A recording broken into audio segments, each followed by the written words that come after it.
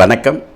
அனைவருக்கும் இனிய குரோதி வருட தமிழ் புத்தாண்டு நல்வாழ்த்துக்கள்.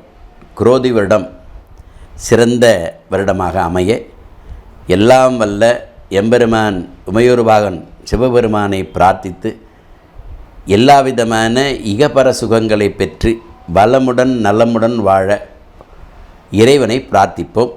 குரோதி வருடம் அப்படிங்கிறது செவ்வாய் ராஜாவாக வர்றதுனால, செவ்வாய் ராஜாவாக வர்றது அப்படிங்கிறது ஒரு ராஜகிரகம்.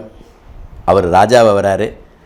மந்திரி பகவான் சனி செவ்வாய் ரெண்டு பேருமே கும்பத்தில் கூடுறாங்க. காலபுருஷ தத்துவப்படி கும்பத்தில் கூடுறது இன்னும் சொல்லப்போனால் 11ஆம் வீட்டு கும்பத்துக்கு 11ஆம் வீடு கும்பம் அப்படின்னா சுகம்னு அர்த்தம். அதனால் ஒருத்தரை வரவேற்பதற்கு எப்படி நம்ம கும்பத்தை பிரயோகப்படுத்துகிறோமோ அந்த அளவுக்கு சனியும் செவ்வாயும் ஒன்றாக சேர்றது எந்த இடத்துல சேர்றதை வச்சோ அதுக்கான பலன். ஆனால் 11ஆம் வீட்டில் சேர்றது ரொம்ப விசேஷம் கும்பத்தில்.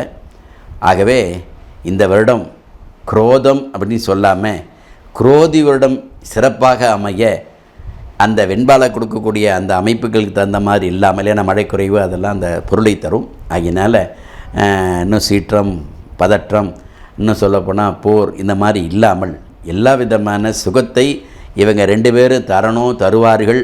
அவங்களுக்கு அவங்கள ரெண்டு பேரையும் செவ்வாயும் சனியும் மந்திரி சனி செவ்வாய் ராஜா அவங்க ரெண்டு பேரையும் சேர்ந்து எல்லா விதமான இகபர சுகங்களை பெற வேண்டி அவர்களை பிரார்த்திப்போமாக. அனைவருக்கும் மீண்டும் ஒரு முறை தமிழ் புத்தாண்டு குரோதி வருட தமிழ் புத்தாண்டு நல்வாழ்த்துக்கள்.